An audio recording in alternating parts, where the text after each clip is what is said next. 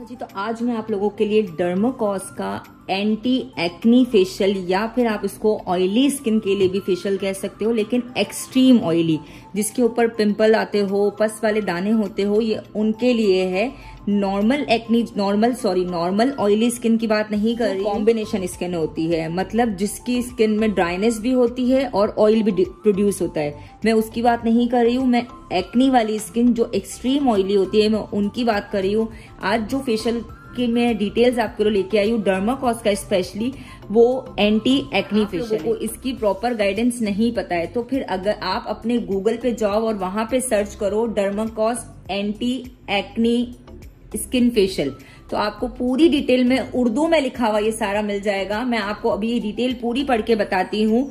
इसके लिए जो हमें सबसे पहला प्रोडक्ट चाहिए वो है डर्माकॉस का फेस वॉश, ठीक है। अगर आपके पास डर्माकॉस का फेस वॉश नहीं है तो आप किसी और ब्रांड का भी फेस वॉश यूज कर सकते हो, क्योंकि हमारा मकसद स्किन से डस्ट और डर्ट को रिमूव करना है, जो एक नॉर्मल फेस वॉश से भी हो सकता है। और साथ साथ इसमें ये लिखा है कि आपको डर्माकॉस का हैंड सैनिटाइजर यूज करना है, क्लींजिंग मतलब फेस वॉश को यूज करने से पहले। बट अगर आपके पास डर्माकॉस का फेस वॉश हैंड सैनिटाइजर नहीं है तो आप नॉर्मली हैंड सैनिटाइज भी कर सकते हो, या फिर अपने हैंड्स को प्रॉपरली वॉश भी कर सकते हो।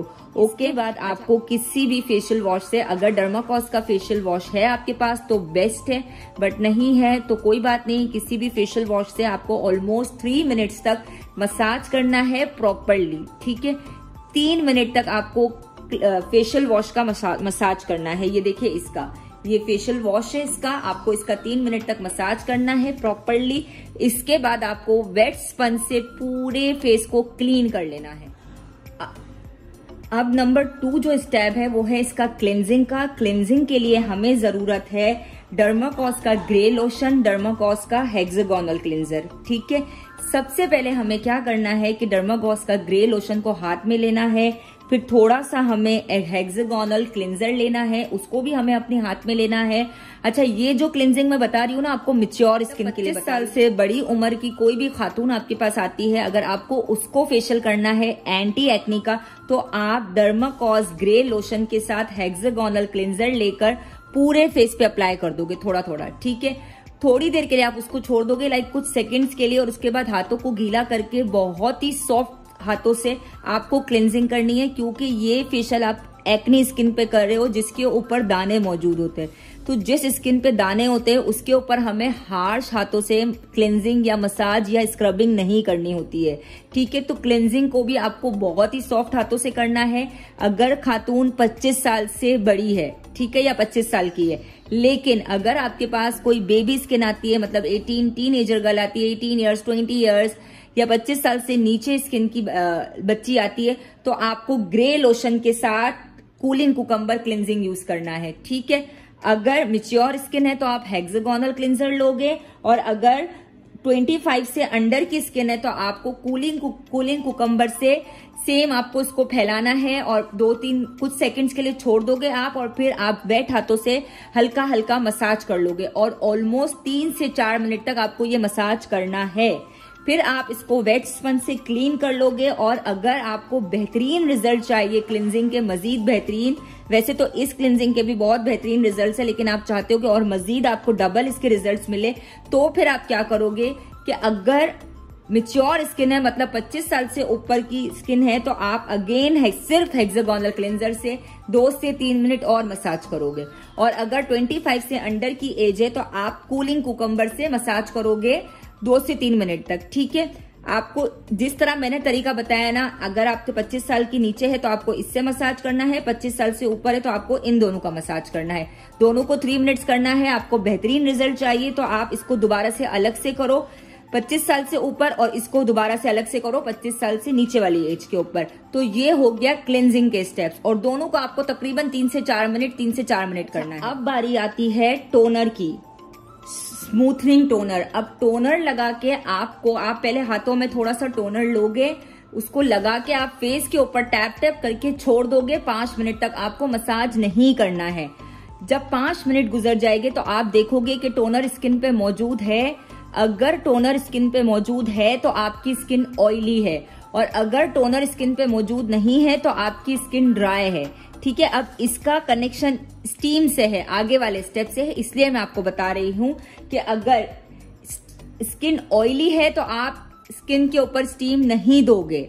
ठीक है, और अगर स्किन ड्राई है तो फिर आप स्किन के ऊपर स्टीम दोगे। स्किन के ऊपर मौजूद है तो आपको स्टीम नहीं देनी है, और अगर ये ड्राई हो गया है तो आप स्टीम दोगे। ठीक है, कि अगर आप एक्ने स्किन के ऊपर स्टीम दे देते हो तो एक्ने ज्यादा जनरेट होती है, ज्यादा एक्टिवेट होती है, तो पिंपल्स या दाने मजीद बढ़ने का खतरा है। इसीलिए आपको इस सूथिंग लोशन का यूज जरूर करना है ताकि आप जज कर सको। और यूजुअली हमारी एशियन स्किन पे ड्राइनेस की वजह से कम एक्ने होती है, ऑयली स्किन की वजह से ज्यादा होती है।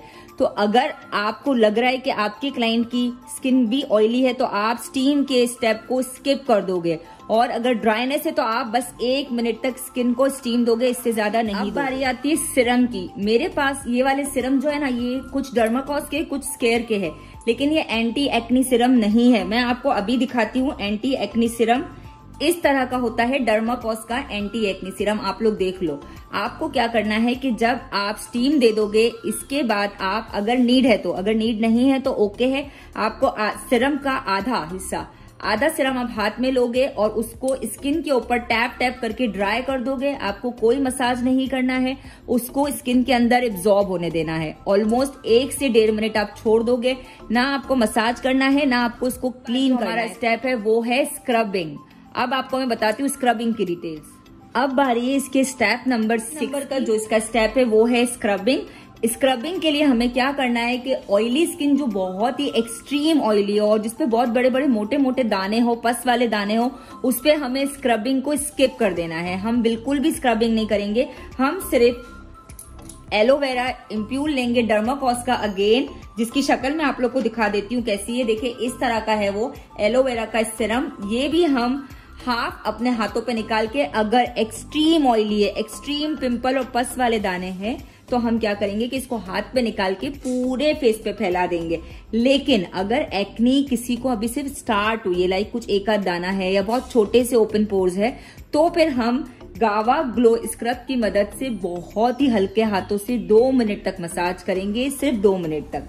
ठीक है, और इसके बाद हम एलोवेरा जो सिरम है उसको अप्लाई कर देंगे। ठीक है, स्क्रबिंग के बाद अगर नॉर्मल से भी कम एक्नी है तो हम स्क्रब करेंगे, अदरवाइज हम सिर्फ सिरम लगा के इसको छोड़ देंगे और स्क्रबिंग के स्टेप को हम कर देंगे क्रॉस। ठीक है, अब बारी है मसाज के स्टेप की नंबर 7 पर।